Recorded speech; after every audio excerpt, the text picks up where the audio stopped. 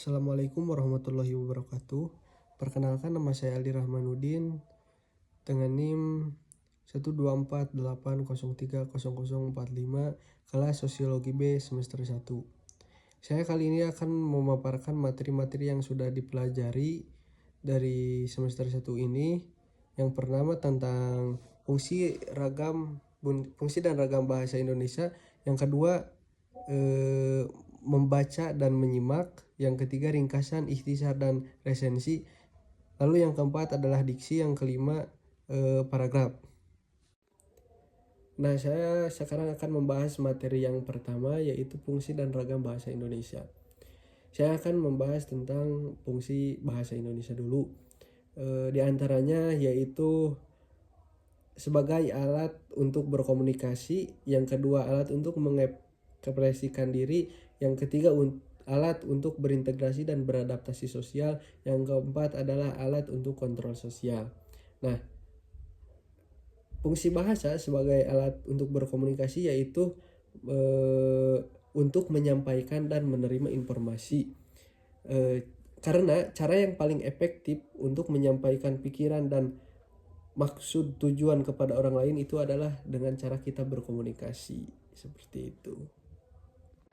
Nah, fungsi bahasa yang kedua yaitu adalah alat untuk mengekspresikan diri, yaitu untuk membantu seseorang untuk mengekspresikan perasaan, keyakinan, dan nilai-nilai batinnya. Seperti kita curhat, itu adalah cerminan kita mengekspresikan diri. Seperti kita marah, itu juga sama, kita lagi mengekspresikan diri kita dengan bahasa. Nah, selanjutnya fungsi bahasa yang ketiga yaitu adalah alat untuk berintegrasi dan beradaptasi sosial. Yaitu integrasi bahasa dapat digunakan untuk menyatakan hidup bersama dalam suatu ikatan. Contohnya kita menikah. Lalu yang kedua, beradaptasi sosial, yaitu bahasa dapat digunakan untuk menyesuaikan diri dengan anggota masyarakat, seperti itu. Nah, fungsi bahasa yang keempat yaitu adalah alat kontrol sosial.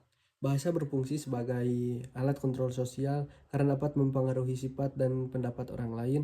Bahasa yang baik dapat memberikan dampak positif bagi penerimanya. Sedangkan bahasa yang buruk dapat menimbulkan reaksi negatif. Contohnya, kurangnya etika dalam berbahasa dapat menyebabkan permasalahan yang timbul dari seseorang atau sekelompok masyarakat, seperti itu. Nah, fungsi bahasa Indonesia juga di Indonesia itu sebagai bahasa nasional atau bahasa negara. Karena di Indonesia banyak sekali ragam-ragam bahasa yang bermacam-macam, sehingga di Indonesia disatukan dengan bahasa Indonesia sebagai bahasa nasional.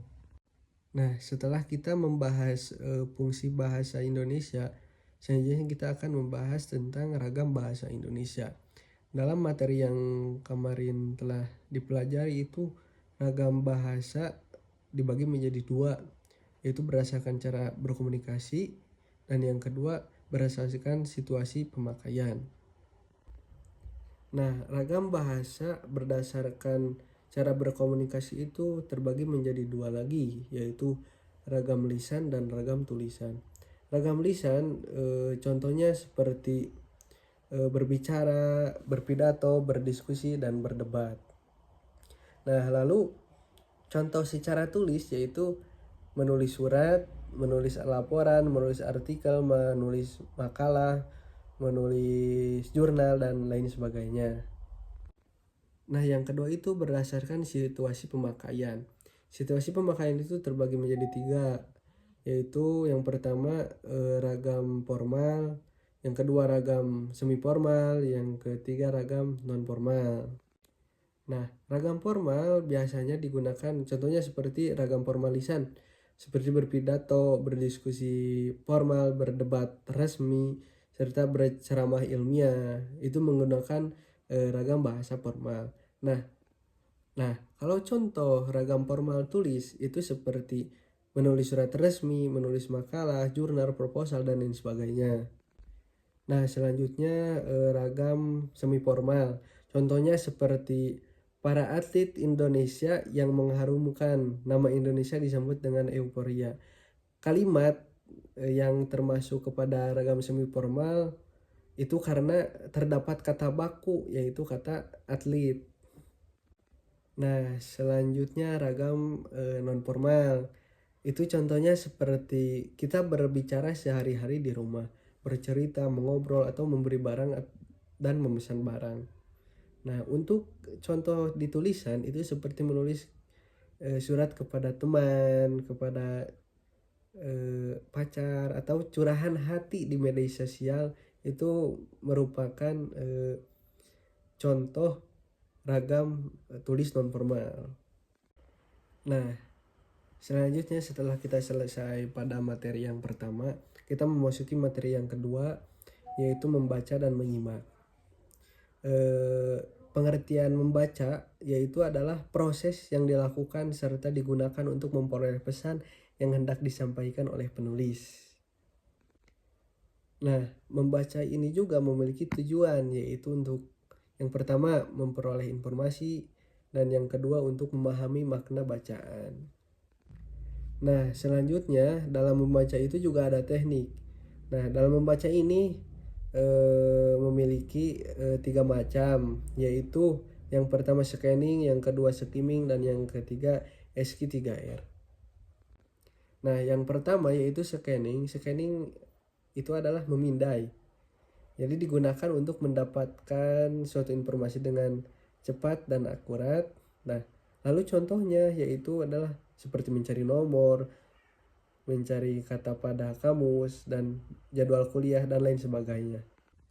Nah, teknik membaca yang kedua yaitu skimming.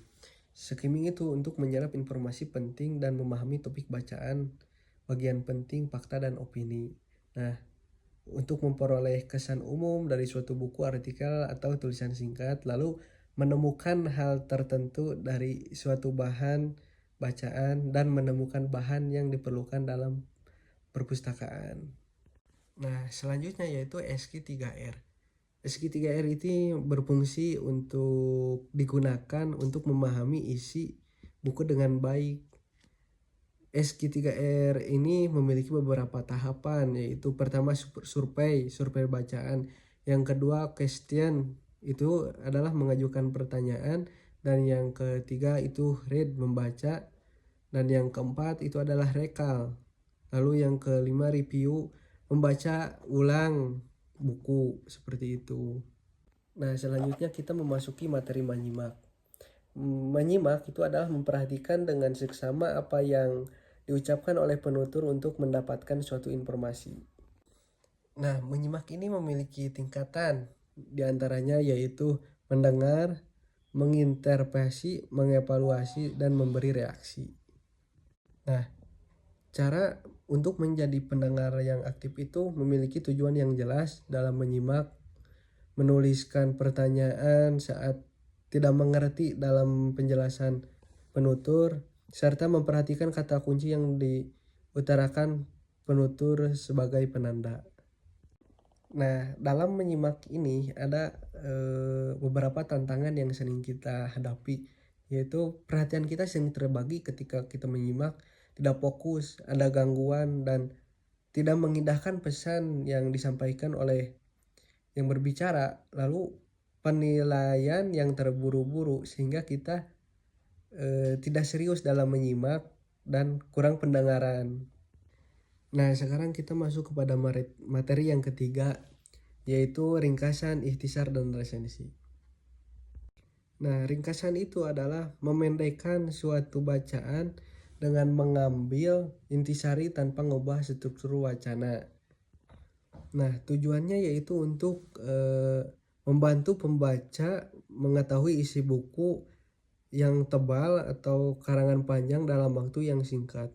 Lalu langkah untuk membuat ringkasan diantaranya yaitu membaca naskah asli, lalu yang kedua mencatat gagasan utama, dan yang ketiga menyusun kembali gagasan utama dengan struktur yang benar dan mempertahankan bahasa atau sudut pandangan pengarang. Nah, lalu ikhtisar. Ikhtisar itu yaitu memendekkan suatu bacaan dengan mengambil intisari tanpa terikat pada struktur wacana. Nah, jadi yang kedua ini ikhtisar ini tanpa terikat pada struktur wacana, beda dengan yang ringkasan. Kalau ringkasan itu tanpa mengubah struktur wacana.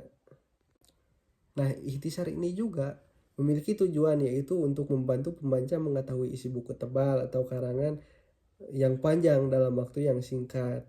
Nah, langkah untuk membuat ikhtisar itu adalah membaca naskah asli, lalu mencatat gagasan utama dan disusun kembali tanpa terikat pada struktur wacana. Namun gagasan ini asli ini pengarang harus dipertahankan.